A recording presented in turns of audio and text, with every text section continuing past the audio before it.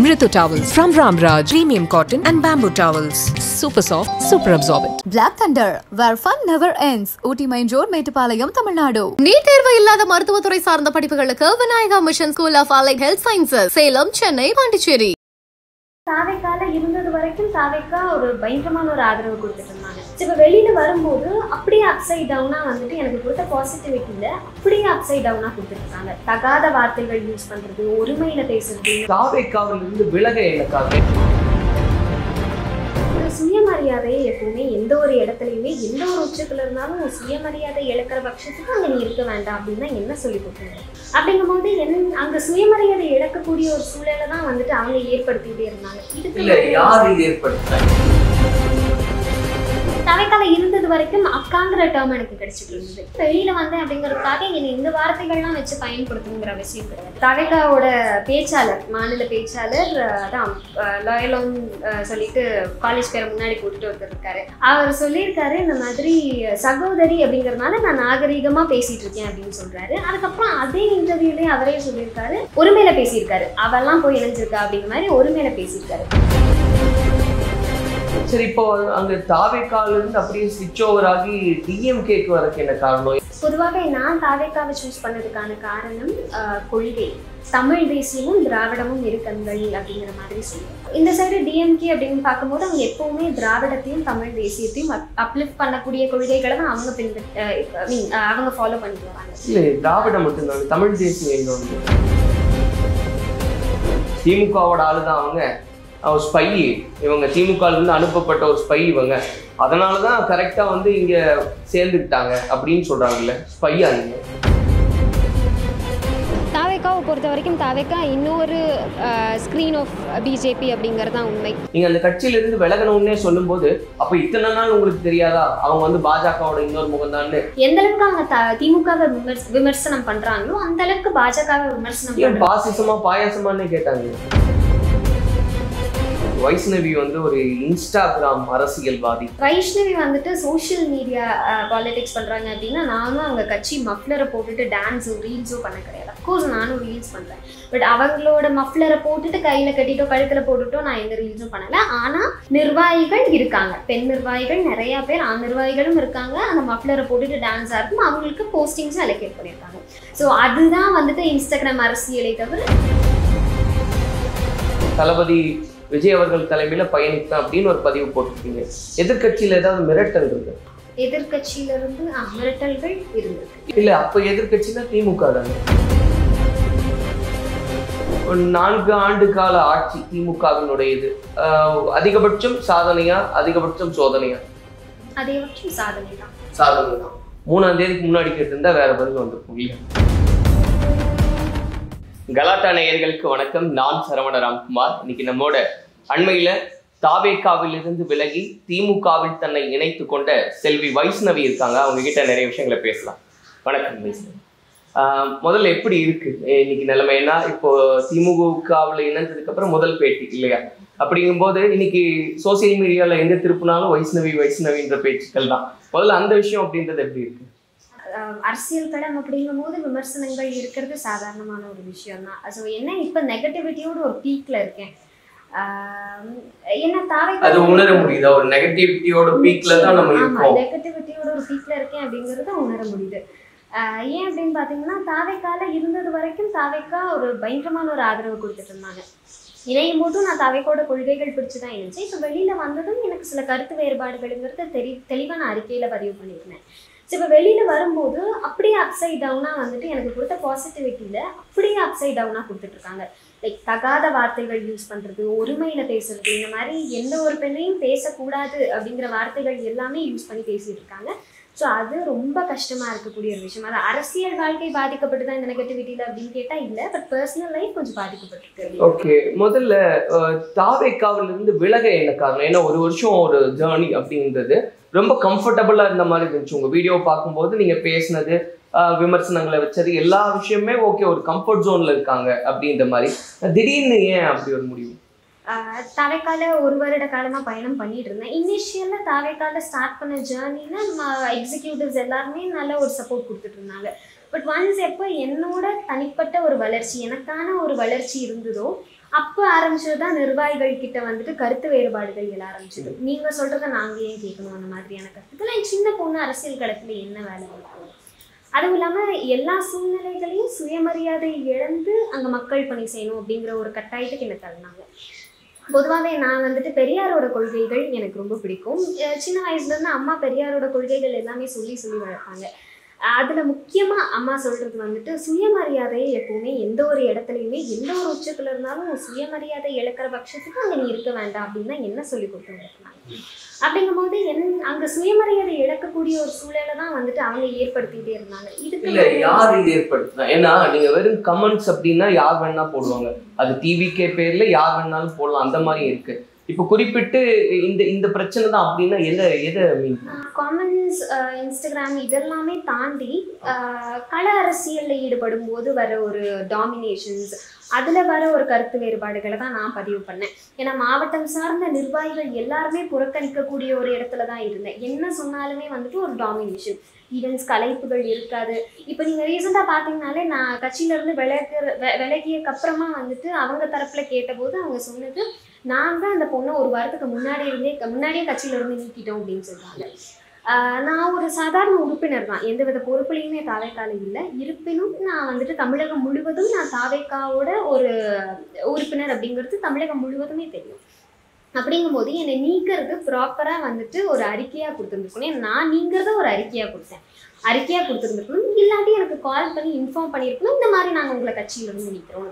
இவங்க ஒரு வாரத்துக்கு முன்னாடியே நீக்கிட்டுன்னு சொல்கிறாங்க. இப்போ அடுத்து நான் நீங்கினது வந்துட்டு அந்த இடைப்பட்ட காலங்களில் நான் ஏதாவது ஒரு குற்ற சம்பவங்களில் ஈடுபட்டிருந்தாலும் அது தாவேக்காவோட ஒரு உறுப்பினர் ஈடுபட்டிருக்காங்கிறது தானே வரும். ஸோ அது அவங்களுக்கும் ட்ரா ஆகும் தானே. அதை விட ஒரு முக்கியமான விஷயம் என்னென்னா, தாவேக்காவோட ஸ்ட்ரக்சர் எப்படி அவங்க ஃபாலோ பண்ணுறாங்கன்னு சொல்கிறேன். ப்ரோட்டோகால், மாவட்ட செயலாளர் கூட இந்த கட்சியில் வந்துட்டு ஒரு உறுப்பினரை நீக்கலாம், இப்படி தான் வந்துட்டு வச்சுருக்காங்க. நான் நீக்கிட்டேன் அப்படின்னு சொல்கிறாரு மாவட்ட செயலாளர். எல்லா கட்சியிலையுமே ஒரு பேசிக் ப்ரோட்டோகால், பொதுச் செயலாளர் இல்லாட்டி தலைவர் அவர்கள் நீக்கக்கூடிய, அது சாதாரண உறுப்பினராகவே இருந்தாலும் அவங்களுக்கு தான் நீக்கக்கூடிய உரிமை இருக்குது. இவர் நீக்கிட்டேங்கிறாரு. இந்த அளவுக்கு தான் தாவேக்காவோட ஒரு ஸ்ட்ரக்சர் இருக்குது அப்படிங்கிறது தான். இப்படி எல்லாருமே வந்துட்டு மாவட்ட செயலாளர்கள் ஒவ்வொருத்தரும் உறுப்பினர்களை நீக்கிட்டே வந்தாங்கன்னா என்னங்க கட்சி நடத்துறது? இல்லை, இது எப்போ இருந்து கவனிக்க ஆரம்பிக்கிறீங்க? இப்போ நீக்கிட்டாங்க அப்படின்னு அவங்க சொல்கிறாங்கன்னே வச்சுக்கோங்க, நீங்கள் இந்த பிரச்சனைகள்லாம் இருக்குது அப்படின்றதெல்லாம் எப்போ இருந்து நோட்டீஸ் பண்ணுறீங்க? நான் கடந்த 3 மாத காலமாகவே அதை நோட்டீஸ் பண்ணிகிட்டே இருந்தேன். ஈவெண்ட்ஸ்க்கு அழைப்புகள் வராது, அந்த அழைப்புகளையும் மீறி நம்ம போகிறோம் அப்படிங்கிற பட்சத்துக்கு நமக்கு அங்கே மரியாதை சுத்தமாகவே இருக்காது. சாதாரண காமனாக நான் எனக்கு ரெகக்னிஷன் அங்கீகாரமெல்லாம் கேட்கல. நான் அவங்கக்கிட்ட கேட்டது எனக்கு சாதாரண மரியாதை, பேசிக்காக ஒரு பொண்ணுக்கு நீங்கள் கொடுக்கக்கூடிய மரியாதையை கொடுங்க அப்படின்னு தான் கேட்டிருக்கேன். இப்போ அவங்க மரியாதை கொடுக்குறதுலங்கிறது உதாரணம் நீங்கள் இப்போ வேற கமெண்ட்ஸ்லேயே எடுத்துக்கலாம். நம்ம தாவேக்காவோட பேச்சாளர், மாநில பேச்சாளர் தான் லாயலோன் சொல்லிட்டு காலேஜ் பேரை முன்னாடி போட்டுட்டு ஒருத்தர் இருக்காரு.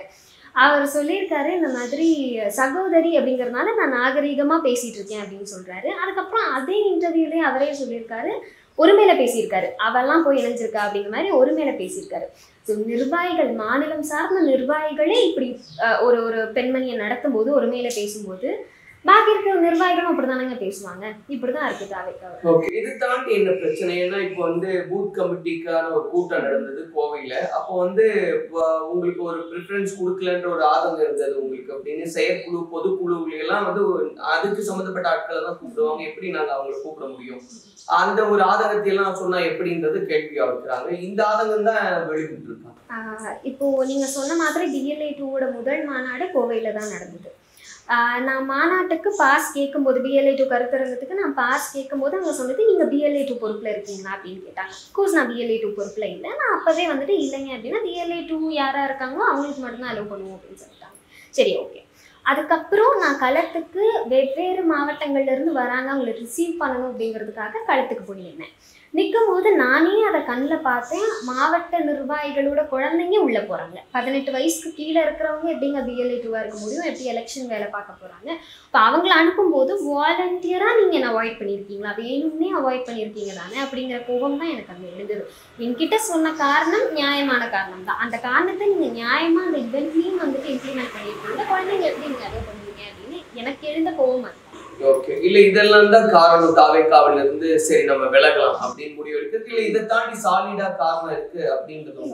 சாலிடான காரணம் சுயமரியாதை இழந்து மக்கள் பணி செய்ய வேண்டியதா இருந்தது. இல்ல அதுதான் குறிப்பிட்டு இன்னார் அப்படி பேசினாங்க அப்படின்னு ஏதாவது இன்னாருங்கிறதா தான் நான் யாரையுமே இன் டேர்ம்ஸ்ல வந்துட்டு பேர் சொல்லி ரெஃபர் பண்ண விரும்பல.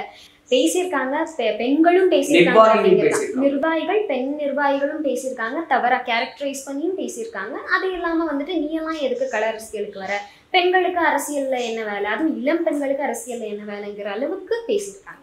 சரி, இப்போ அங்க தாவேக்கால இருந்து அப்படியே ஸ்விட்ச் ஓவர் ஆகி டிஎம்கேக்கு வரக்கு என்ன காரணம்? ஏன்னா அதை கிரிட்டிசைஸ் பண்றாங்க, பருத்தி மூட்டை மறுபடியும் குடவுனுக்கே வந்துருச்சு அப்படின்னு. என்ன காரணம்? ஏன்னா நிறைய கட்சியில அழைப்பு வந்தது அப்படின்றதெல்லாம் உங்க பதிவுலயும் நீங்க சொல்றீங்க. வெளிப்படையாவே பாஜக கூப்பிட்டு இருந்தாங்க, மதிமுக கூப்பிட்டு இருந்தாங்க, இதை தாண்டி நிறைய கட்சிகள் வாய்ப்பு அப்படின்றது இருந்ததா? எந்த கட்சிகள்ல எல்லாம் அழைப்பு வந்தது? நான் எந்த கட்சிகள்னு வெளிப்படையா சொல்ல விரும்பல. பாஜகல இருந்து மரியாதைக்குரிய வானதி அக்கா இன்வைட் கொடுத்துருந்தாங்க, அது இல்லாம மதிமுகல இருந்து இன்வைட் வந்திருந்தது. வேற சில கட்சிகள்ல இருந்து கால்ஸ் மூலியமா எனக்கு அழைப்புகள் வந்திருந்தது. எந்த கட்சிகள் நான் ஸ்பெசிஃபை பண்ண விரும்பல. நிறைய கட்சிகள்ல மாநிலத்துல மேஜரான போஸ்டிங்ஸ் நாங்க கொடுக்குறோம், அதாவது டெப்யூட்டி இல்லாம நாங்க உங்களுக்கு மேஜரான அமைப்பு ரீதியான போஸ்டிங்ஸ் கொடுக்குறோம் அப்படின்னு சொல்லியிருந்தாங்க. இப்ப இவ்வளவு கட்சிகள் இருக்கு தமிழ்நாட்டை பொறுத்த வரைக்கும், ஏன் திமுக? பொதுவாக நான் தாவேக்காவை சூஸ் பண்ணதுக்கான காரணம் கொள்கை. தமிழ் தேசியமும் திராவிடமும் இருக்கங்கள் அப்படிங்கிற மாதிரி சொல்லியிருந்தாங்க. அண்ட் இங்கே இப்போது ஏடிஎம்கே பிஜேபியில இருந்தும் அழைப்புகள் வந்திருந்த போது when it comes to BJP நீங்கள் பார்த்தீங்கன்னா அவங்க தமிழ் தேசியத்தை அப்லிஃப்ட் பண்ணுறது சுத்தமாகவே கிடையாது.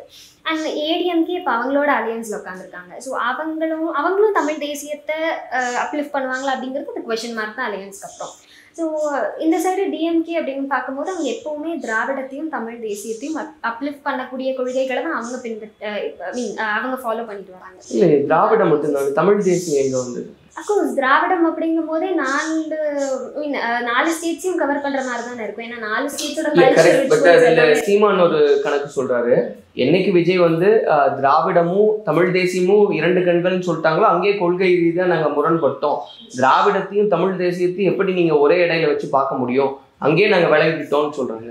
அது இப்போ நீங்க சொல்ற மாதிரி திராவிட கட்சிகள் திராவிடத்தை தானே முன்னெடுக்கிறாங்க. இல்ல, தமிழ் தேசியத்தையும் முன்னெடுத்து தான் நடத்துறாங்கிறத என்னோட பார்வையில நான் வச்சது. ஏன்னா திராவிடம் அப்படிங்கும் போதே அது 4 மாவட்டங்களையும் சேர்த்தே வந்துடும். அப்ப தமிழ்நாட்டையும் நாங்க எவ்வித வழியிலையும் வெளிவிடல, அதோட கலை ரிச்சுவல்ஸ் எல்லாத்தையுமே நாங்க ஃபாலோ பண்றோம் அப்படிங்கறதான். ஸோ ஏன்னா என்ன பொறுத்த வரைக்கும் 4 மாநிலங்களுக்கு உட்பட்டது, அதனால தமிழும் உண்டு அப்படின்ற ஒரு கொள்கையில இல்ல. அப்படி இருக்கும்போது அதுதான் நீங்க நிறைய விமர்சனங்களை எல்லாம் முன்னாடி வச்சிருந்தீங்க. இப்போ உங்களுடைய போஸ்ட்ல அதெல்லாம் பார்க்க முடியுது. திமுகக்கு நீங்க வந்து எதிராக பேசியிருந்தது அப்படின்றதெல்லாம் அதெல்லாம் தாண்டி ஒரு உறுத்தல் இருக்கும் இல்லையா, என்னடா இவ்வளவு நாள் நம்ம அந்த கட்சி பத்தி எல்லாம் அவ்வளவு பேசியிருக்கோம், திரும்ப அங்கேயே போய் சேரணும்னா அங்கேயும் பேசுவாங்களே அப்படின்ற ஒரு உறுத்தல் அப்படின்றது இல்லையா? இப்போ விமர்சனம் இல்லாத ஒரு அரசியல் கட்சி ஏதாவது இருந்தா நீங்க சொல்லுங்க. விமர்சனம் இல்லாத அரசியலை நம்ம பண்ணவே முடியாது. அப்படிங்கும்போது நான் தாவேக்கால இருந்தபோது திமுகவை பொறுத்த வரைக்கும் அரசியல் எதிரியா இருந்தாங்க. ஸோ நான் விமர்சிக்கக்கூடிய இடத்துல இருந்தேன். அவங்க பண்ற சின்ன சின்ன தவறுகளையும் நாங்கள் சுட்டி காட்டக்கூடிய ஒரு இடத்துல நான் இருந்ததுனால அவங்க பண்ற தவறுகளை நான் கிரிட்டிசைஸ் பண்ணிட்டு இருந்தேன். ஸோ வெளியில வந்து பார்க்கும்போது நான் பெருசா இன்டெப்தா போய் அவங்களோட திட்டங்களை பார்த்தது கிடையாது. நானே நிறைய இன்டர்வியூஸ் சொல்லியிருக்கேன். திட்டங்கள் எல்லாமே ரொம்ப நல்லா இன்ட்ரடியூஸ் பண்றாங்க, பட் கீழ் மட்டத்துல அது மக்களுக்கு போய் சேருதா அப்படிங்கிறது எனக்கு தெரியல. நீங்க சேர்ந்த உடனே இப்போ போய் சேராது இல்ல, நான் அப்படி எடுத்துக்க வேண்டாம். நான் வந்துட்டு அதை வெளியில வந்த இடைப்பட்ட காலங்கள்ல சமூக ஆர்வலரா மட்டும் பயணம் பண்ணிட்டு இருந்தேன். அப்படிங்கும்போது மக்கள்கிட்ட எனக்கு என்ன ஆக்சுவலி நடக்குது அப்படிங்கிறத பேசுறதுக்கான வாய்ப்புகள் இருந்தது. அவங்க கிட்ட கேட்கும்போது அந்த 1000 ரூபாய் மகளிருக்கு கொடுக்கறது ஒரு 2 நாள் டிலே ஆனா கூட அது அவங்களுக்கு ஒரு கஷ்டமான ஒரு சூழ்நிலையில தான் இருக்கு. ஏன்னா நிறைய வெவ்வேறு கட்சிகள்ல இருக்கிற தலைவர்கள் சொல்றது யாருக்குங்க வேணும் அந்த 1000 ரூபாய், எனக்கு வேண்டாம் அப்படின்னு சொல்லிட்டு இருக்காங்க. எந்த மக்களுக்கு 1000 ரூபாய் வேணும், அதை வச்சு என்ன பண்றது அப்படின்னு. ஆனா இன்னும் அந்த 1000 ரூபாயை நம்பி அவங்க குழந்தைங்களுக்கு தேவையானதை வாங்கி கொடுக்கறதுக்கு நிறைய மகளிர் அந்த 1000 ரூபாய்க்காக காத்துட்டு இருக்காங்க. ஸோ இந்த மாதிரி திட்டங்கள் மக்களை இன்னும் சென்றடைஞ்சிட்டு இருக்கு அப்படிங்கிறதுல எனக்கு அது சந்தோஷமா இருந்தது. அண்ட் அஃப்கோர்ஸ் பெரியாரோட கொள்கை சுயமரியாதை. அண்ட் எங்கள் அம்மா கிட்டத்தட்ட 20 ஆண்டு காலமாக திமுகவில் பயணம் பண்ணிட்டு இருக்காங்க. நான் தாவேக்காலேருந்து ஒன்ஸ் வெளியில் வரும்போது அவங்க கூட கம்யூனிகேட் பண்ணும்போது உங்களுக்கும் இந்த மாதிரியான டாமினேஷன் ஸ்டேட் இருந்ததா, சுயமரியாதை இழந்து நீங்கள் மக்கள் பணி செய்யக்கூடிய நிலைமை என்னைக்காச்சும் உங்கள் கழகத்தில் உங்களுக்கு ஏற்பட்டிருக்கா அப்படின்னு கேட்கும்போது அவங்க சொன்னது என் கழகத்தில் அது ஏற்பட்டதில்லை. கருத்து வேறுபாடுகள் அப்படிங்கிறது எனக்கு வந்திருக்கு. பட் எப்போ எழும்போதும் என் கழக நிர்வாகிகளாகட்டும் சக நிர்வாகிகளாகட்டும் வந்து அது என்ன அப்படிங்கிறத பேசி சார்ட் அவுட் பண்ணிடுவாங்க. இதுதான் என் கட்சியில் இருக்கக்கூடிய ஒரு நிலைமை அப்படின்னு சொன்னாங்க. பட் தாவேக்கால அதை நான் பார்க்கவே இல்லை. நான் என்ன பிரச்சனை அப்படிங்கிறத சார்ட் அவுட் கூட பண்ண மாட்டாங்க. என்ன அப்படிங்கிறத கேட்க கூட அங்கே ஆள் இருக்க மாட்டேன், ஆள் இல்லாத ஒரு சூழ்நிலையாக தான் இருந்தது. இப்போ ஆனால் நீங்கள் வந்து ஒரு 3 மாசமா இந்த பிரச்சனைகள்லாம் நான் கவனிக்கிறேன் தாவேக்கால் அப்படின்னீங்க. 3ஆம் தேதி தான் விலகுறீங்க இல்லையா? ஸோ 3ஆம் தேதி விலகுறீங்க. இந்த ஒரு ஷார்ட் பீரியடுக்குள்ள எல்லாத்தையும் அனலைஸ் பண்ணி ஓகே திமுக தான் கரெக்ட் அப்படின்னு அவ்வளோ குயிக்காக ரியாக்ட் பண்ணுறீங்கன்னா, ஏற்கனவே இவங்க வந்து அந்த பருத்தி மூட்டை கூட உனக்கு வந்துச்சுன்னு சொன்ன மாதிரி திமுகவோட ஆளு தான் அவங்க, ஸ்பை இவங்க, திமுகலேருந்து அனுப்பப்பட்ட ஒரு ஸ்பை இவங்க, அதனால தான் கரெக்டாக வந்து இங்கே சேர்ந்துக்கிட்டாங்க அப்படின்னு சொல்கிறாங்கல்ல, ஸ்பையா நீங்கள்? நிச்சயமா கிடையாது. திமுகவோட ஸ்பை அப்படின்னு அவங்க எந்த வகையில சொல்றாங்க தெரியல. இப்ப இன்னைக்கு கூட வந்து அதனால கூட இருக்கலாம். குட்டி பகையாகுமா அதுதானே கணக்கு. இல்லை அதுதான். இல்லை நான் இன்னைக்கு ஒரு ஆர்டிக்கலில் கூட படித்தேன். ஏதோ ஒரு பேர் வந்துட்டு மாரிதாஸ்ன்னு நினைக்கிறேன், கரெக்டாக அவர் பேர் தெரியல, போட்டு வச்சிருக்காரு. நாங்கள் வந்துட்டு பயங்கரமான ஒரு டிஎம்கேவோட பின்புலத்திலிருந்து அவங்க அனுப்பப்பட்ட ஒரு ஆள் அப்படின்னு சொல்லிட்டு. நிச்சயமாக அப்படியெல்லாம் கிடையாது. நான் தாவேக்கால அதான் நீங்கள் இப்போ பார்த்தீங்கன்னா தாவேக்கால நான் மே 3ஆம் தேதி வெளியில் வந்தேன். இன்னைக்கு தேதி வந்துட்டு நான் ஜாயின் பண்ணி கிட்டத்தட்ட திமுகவில் ஜாயின் பண்ணுறதுக்கு இடைப்பட்ட காலங்கள் ஒரு 2லேருந்து 3 வாரங்கள் இருந்தது. இதில் ஒரு நாள் கூட எந்த தாவேக்கா நிர்வாகியும் எனக்கு கால் பண்ணி பேசலங்கிறது தான் விஷயம். இல்ல அதுல இந்த ஒரு இவ்வளவு 2 வாரம் 3 வார காலம்னு வச்சுக்கலாம். அப்படி எடுத்துக்கிட்டா கூட ஒரு வருஷம் தாவேக்கால பயணம் பண்ணப்போ அந்த இல்லாத ஒரு அரசியல் புரிதல் இந்த 3 வார காலத்துல ஒரு பெரிய புரட்சியா மாறி திமுக சேர்ந்துடுறேன். இந்த 3 வார காலத்துல ஏற்பட்ட புரட்சிக்கு முக்கிய காரணம் தாவேக்காவினர் தான். தாவேக்காவோட நிர்வாகிகள் யாருமே எனக்கு கூப்பிட்டு உனக்கு என்னமா பிரச்சனைங்கிறது இதுக்கு முன்னாடியும் கேட்டது கிடையாது, இதுக்கப்புறமும் அவங்க கேட்க கிடையாது. அதனால நேர் எதிரியான திமுகக்குள்ள வந்தாச்சு. அப்படி இல்லை, நான் முன்னாடியே சொன்ன மாதிரி சுயமரியாதையும் அந்த திராவிடம் சமத்துவம் கொள்கை எல்லாமே பார்த்துதான் நான் சேர்ந்தேன்.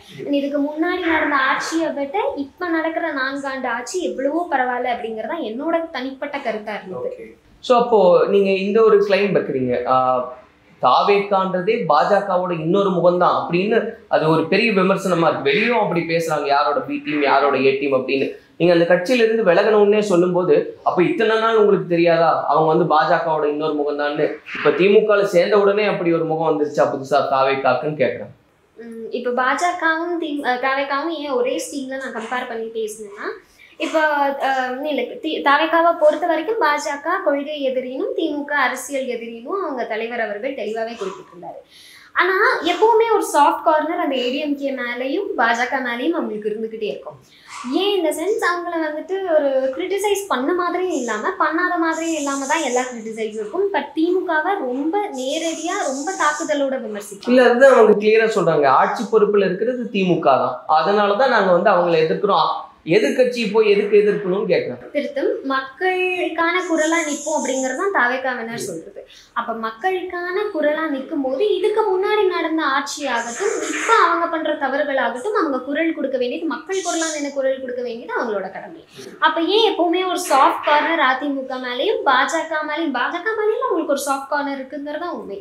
எந்த அளவுக்கு அவங்க திமுகவை விமர்சனம் பண்றாங்களோ அந்த அளவுக்கு பாஜகவை விமர்சனம் பாயாசமானே கேட்டாங்க.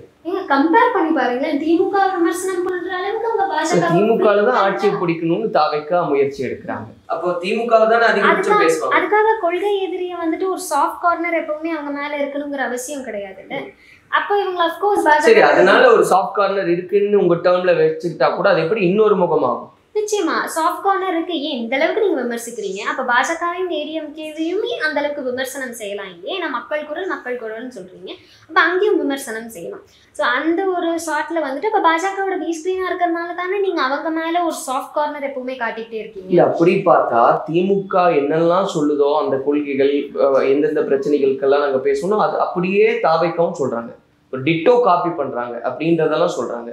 அப்போ தாவேகா பாஜகவோட முகம்னா திமுகவும் பாஜகவோட முகம்னு சொல்லிடலாமா? நான் விமர்சனம் அப்படிங்கிற பாயிண்ட் தான் சொன்னேன். காப்பி பண்றது வந்துட்டு எனக்கு அது தெரியல காப்பி பண்றாங்களா என்னங்கிறது. ஆனா விமர்சனம் நான் பார்த்தது வரைக்குமே எப்பவுமே நிர்வாகிகளுக்குள்ளேயே வந்துட்டு இந்த பேச்சுவார்த்தை போகும். ஏடிஎம்கேவை பெருசா நம்ம கிரிட்டிசைஸ் பண்ண வேண்டாம். ஏன்னா நான் கழகத்துக்குள்ள இருந்ததுனால சொல்றேன், நிறைய இன்டர்வியூஸ்ல உட்காந்துருக்கேன். அப்படிங்கும்போது ஏடிஎம்கே பெருசா வந்துட்டு கிரிட்டிசைஸ் பண்ண வேண்டாம் அப்படின்னு எங்களுக்கு தலைமையில இருந்தே சொல்லுவாங்க, பெரிய ஒரு கிரிட்டிசைஸ் வேண்டாம் அப்படின்னு சொல்லிட்டு. நீங்க இப்ப கழகத்தோட பேச்சாளர்களை எடுத்துக்கிட்டீங்கன்னாலும் எத்தனை பேர் வந்துட்டு அதிமுகவை அந்த அளவுக்கு விமர்சனம் பண்றாங்கன்னா இல்ல, அதுக்கு அதை சொல்றாரு. ஏன்னா அவங்க எதிர்கட்சியை போய் நாங்க என்ன கேட்கறது? இப்போ இவங்க வந்து ஆட்சியில் இருக்காங்க திமுக, அவங்க என்ன செய்யறாங்களோ அதை தான் நாங்க எதிர்த்து பேச முடியும். எதிர்கட்சி எப்படி நாங்க கிளைம்குள்ள இழுக்க முடியும்? முன்னாடி இருந்த ஆட்சியுமே வந்துட்டு என்ன சிறந்த ஆட்சியா மக்கள் அதுலயும் குறைகள் இருந்தது, மக்களுக்கு நிறைய குறைகள் இருந்தது. அப்ப ஏன் அவங்களே விமர்சனம் பண்ண மாட்டேங்குது? இப்ப அதிமுக ஆட்சியில பாத்தீங்கன்னா இந்த பொள்ளாச்சி கேஸ் இப்பதான் வந்துட்டு நிறைவுக்கே வந்திருக்கு, ஒரு முடிவுக்கே வந்திருக்கு. ஆனா எனக்கு கம்ஸ் டு அண்ணா யூனிவர்சிட்டி, அதுல நானுமே ஒரு தவறான புரிதல்ல தான் இருந்தேன். அண்ணா யூனிவர்சிட்டியில தவறான புரிதல் இப்போ ஒரு தெளிவான முடிவுக்கு வந்து நிச்சயமா அப்படிங்கும்போது நான் பெயிலபிள் கேஸ்ல வந்துட்டு குற்றவாளியை போட்டிருக்காங்க. அப்படிங்கும்போது டக்குன்னு ஆக்ஷன்ஸ் இருக்கு அப்படிங்கறத இந்த ஆட்சியில நான் பார்த்த ஒரு விஷயம். அதான் தாவேகாவை பொறுத்த வரைக்கும் அவங்க நீங்க என்ன கேட்டாலுமே அதிமுக பாஜக மேல உங்களுக்கு ஒரு சாஃப்ட் கார்னர் இருக்கு அப்படிங்கிறது உண்மையான ஒரு விஷயம். பிகாஸ் அங்க இருந்தே சொல்லுவாங்க எங்களுக்கு ஏடிஎம்கே மேல பெரிய ஒரு விமர்சனங்களை வைக்க வேண்டாம் அப்படிங்கிறது சொல்லியிருக்காங்க. ஸோ அதனாலேயே வந்து தாவேகாவோட இன்னொரு முகம் பாஜக தான் ஒரு முடிவு பண்ணிட்டீங்க. ஓகே, திரு செந்தில் பாலாஜி அவர்கள் தலைமையில நீங்க வந்து இணையறீங்க திமுகல. அவங்களே கேட்குறாங்க தாவேகால இருந்து திரு செந்தில் பாலாஜி என்ன தியாகியா அப்படின்னு கேட்குறாங்க. ஊழலை எதிர்த்து நான் அரசியலுக்குள்ள வர்றேன் அப்படின்னு ஒரு விஷயத்த நீங்க ஆரம்பத்திலே பேசுறீங்க, அதனாலதான் நான் அரசியலுக்குள்ளேயும் நுழைகிறேன், அங்கேயே போய் சேருவீங்க அப்படின்னு அவங்க கேட்குறாங்க. ஊழல் வந்துட்டு இப்ப ஏடிஎம்கே ஊழல் பண்ணியிருக்காங்களா? இல்ல, எல்லா கட்சி மேல அந்த பிரச்சனை இருக்கு. இப்ப எல்லா கட்சி மேலேயும் அந்த பிரச்சனை இருக்கு. இப்போ நான் சொல்கிற விஷயம் என்ன அப்படின்னா, பாஜக ரைடு அனுப்புகிறாங்க, ஏடிஎம்கே அதான் பாஜக ஏடிஎம்கே தாவேக்கா ஒரு எப்போவுமே ஒரு சாஃப்ட் கார்னருக்குள்ளேயும் அவங்க ஒரு டீம் கேஸ்ட் அண்ட் க்ரூவாக தான் வந்துட்டு ஒர்க் ஆகிட்டு இருக்காங்க. செந்தில் பாலாஜி அவர்கள்கிட்ட நான் அட்மையர் பண்ண விஷயம், அவர் வந்துட்டு பயங்கரமான ஒரு அட்மினிஸ்ட்ரேட்டர். கிரவுண்ட் ஒர்க் எல்லா பணியுமே வந்துட்டு ரொம்ப நல்லா செய்வார் நான் பார்த்தது வரைக்கும். ஏன்னா நான் களத்துக்கு வர்றதுக்கு முன்னாடியுமே நான் அவரை பார்த்துருக்கேன். தவைக்கால ஜாயின் பண்ணுறதுக்கு முன்னாடியும் அம்மா திமுகவில் இருக்கிறதுனால களப்பணிகள் என்ன அப்படிங்கிறத நானும் மேலோட்டமாக பார்த்துருக்கேன். அப்படிங்கும்போது நல்ல ஒரு அட்மினிஸ்ட்ரேட்டர். இப்போ அவர் வந்துட்டு குற்றவாளியாக அவர் நிரபராதி அப்படிங்கிறது கோர்ட்டு தான் முடிவு பண்ணுமே தவிர நமக்கு எந்த வித உரிமையும் இல்லை. விமர்சனம் பண்ணக்கூடிய உரிமைகள் தான் இருக்கே தவிர இது வந்துட்டு ஒரு ஜட்மெண்ட் கொடுக்கக்கூடிய உரிமை இங்கே யாருக்குமே கிடையாது. பட் அது ஒரு ஊழல் பேர் வழி ஊழல் கட்சி அப்படின்னு நிறைய விமர்சனங்கள் இருக்கு இல்லையா? ஊழலே வேண்டாம், அப்படி ஒரு அப்பழுக்கற்ற ஆட்சியை தான் நம்ம கொண்டு வரணும்னு தாவேக்கால இணைஞ்சு நீங்க அப்படி ஒரு விமர்சனம் இருக்கக்கூடிய எந்த கட்சியா இருந்தாலும் சரி அந்த கட்சியில சேர்றது அப்படின்றது ஏற்புடையதா? இல்ல, அதுதான் நான் முன்னாடியே சொன்ன மாதிரி எல்லா கட்சிகள் மேலேயும் விமர்சனங்கள் இருக்கு. விமர்சனம் இல்லாத எந்த ஒரு கட்சியுமே இல்லை. பீங் அ டிவிகே பர்சன் நாங்க வந்துட்டு திமுகவை கிரிட்டிசைஸ் பண்ணக்கூடிய ஒரு இடத்துல இருக்கேன். அப்படிங்கும்போது முன்னாடியே சொன்ன மாதிரி எல்லாருனாலையும் அந்த ஊழல் குற்றச்சாட்டு இருக்கு. திமுக ஆகட்டும், அதிமுகவாகட்டும், பாஜக ஆகட்டும், இப்ப 4 பேர் தாவேக்கா ஆட்சிக்கு வந்தாங்கன்னா அவங்கனாலையும் இந்த ஊழல் குற்றச்சாட்டு வரதான் போகுது. ஊழல் குற்றச்சாட்டு எல்லா கட்சிகள் மேலேயும் தான் இருக்கு. ஆனா அவங்க இம்ப்ளிமெண்ட் பண்ணக்கூடிய திட்டங்கள் அப்படிங்கிறதும் அந்த அதர் ஹேண்ட் நம்ம பார்க்கணும் இல்லையா? அந்த அதுவும் இல்லாம அவங்க என்னென்ன கொள்கைகள் ஃபாலோ பண்றாங்க அப்படிங்கிறதும் அதை விட முக்கியமான விஷயமா இருக்குது. சரி, இப்போ இந்த 4 ஆண்டு கால ஆட்சி திமுகவினுடையது அதிகபட்சம் சாதனையா அதிகபட்சம் சோதனையா? அதிகபட்சம் சாதனை தான். சாதனை தான். 3ஆம் தேதிக்கு முன்னாடி கேட்டிருந்தா வேற பதில் வந்திருக்கும் இல்லையா? 3ஆம் தேதிக்கு முன்னாடி கேட்டிருந்தா, அதான் நான் சொன்னேன், 3ஆம் தேதிக்கு முன்னாடி கேட்டிருந்தா நான் தாவேக்காவோட நிர்வாகியா பதில் சொல்லியிருந்தேன்.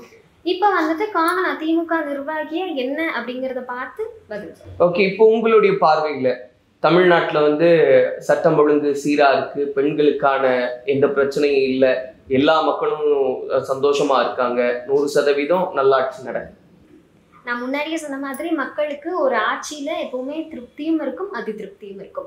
ஃபுல்லா வந்துட்டு ஃபுல் ஃபிளட்ஜ்டா விமர்சனம் இல்லாத அதிருப்தி இல்லாத ஆட்சி இருக்கவே முடியாது. இப்போ 4 ஆண்டு எனக்கு தெரிஞ்சு நல்ல ஒரு ஆட்சி தான் நடந்துட்டு இருக்கு அப்படின்னு தான் சொல்லுவேன். ஏன்னா நான் 3ஆம் தேதிக்கு அப்புறம் ஒரு சின்ன பிரேக் எடுக்கலாம் அப்படின்னு சொல்லிட்டு கசின்ஸ் வீட்டுக்கு போயிருந்தோம். கசின்ஸ் வீடு எனக்கு கேரளா. ஸோ அங்கே கூட வந்துட்டு இங்கே இருக்கிற சிஸ்டமையும் இங்கே இருக்கிற பாலிசிஸ் என்னென்ன இம்ப்ளிமெண்ட் பண்ணுறாங்களோ அதை பேசக்கூடிய ஒரு சூழல் இருக்குது. அதாவது இந்த திட்டம் நல்லா இருக்கே, இந்த திட்டத்தை நம்ம இங்கே இம்ப்ளிமெண்ட் பண்ணுறதுக்கான ஏதாவது பாசிபிலிட்டிஸ் பண்ணுவாங்களா இவங்க அப்படிங்கிற ஒரு டாக் இருக்குது. ஸோ மற்ற மாநிலங்கள் பார்த்து இந்த திட்டங்கள் நல்லா இருக்கே அப்படின்னு சொல்லக்கூடிய ஒரு நிலைமையில தான் இப்போ இருக்கிற ஆட்சி இருக்குங்கிறது தான். இதெல்லாம் தாண்டி வைஷ்ணவி வந்து ஒரு இன்ஸ்டாகிராம் அரசியல்வாதி அப்படின்ற அந்த பேர் எப்படி பார்க்குறேன்?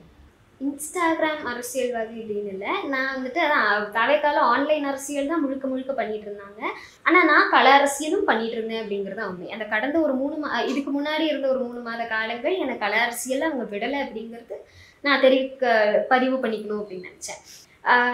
வைஷ்ணவி வந்துட்டு சோஷியல் மீடியா பாலிடிக்ஸ் பண்ணுறாங்க அப்படின்னா நானும் அவங்க கட்சி மஃப்லரை போட்டுட்டு டான்ஸோ ரீல்ஸோ பண்ண கிடையாது. அஃப்கோர்ஸ் நானும் ரீல்ஸ் பண்ணுறேன், பட் அவங்களோட மஃப்லரை போட்டுட்டு கையில் கட்டிட்டோ கழுத்தில் போட்டுட்டோ நான் எந்த ரீல்ஸும் பண்ணலை. ஆனால் நிர்வாகிகள் இருக்காங்க, பெண் நிர்வாகிகள் நிறையா பேர், ஆண் நிர்வாகிகளும் இருக்காங்க. அந்த மஃப்லரை போட்டுட்டு டான்ஸாக இருக்கும், அவங்களுக்கு போஸ்டிங்ஸும் அலோகேட் பண்ணியிருக்காங்க. ஸோ அதுதான் வந்துட்டு இன்ஸ்டாகிராம் அரசியலை தவிர நானும் வந்துட்டு களத்தில் இறங்கி அரசியலும் பேசியிருக்கேன், மக்களுக்கு பணிகளும் செஞ்சுருக்கேன். ஓகே, அப்படியே நம்ம இந்த மாதிரி இந்த ஸ்பை அப்படின்னு சொன்னாங்க இல்லையா, அம்மா வந்து இருந்ததுனால உங்களுக்கு ஏதாவது ப்ரெஷர் அப்படின்றது இருந்ததா? நம்ம அம்மா ஏற்கனவே திமுகவில் இருக்காங்க, நம்ம ஒரு கட்சியில் இருக்கோம், ஸோ எதிர்கட்சிகள்லாம் பேசுகிறாங்க அப்படின்னு ஏதாவது ப்ரெஷர்ஸ் அப்படின்றது இருந்தது?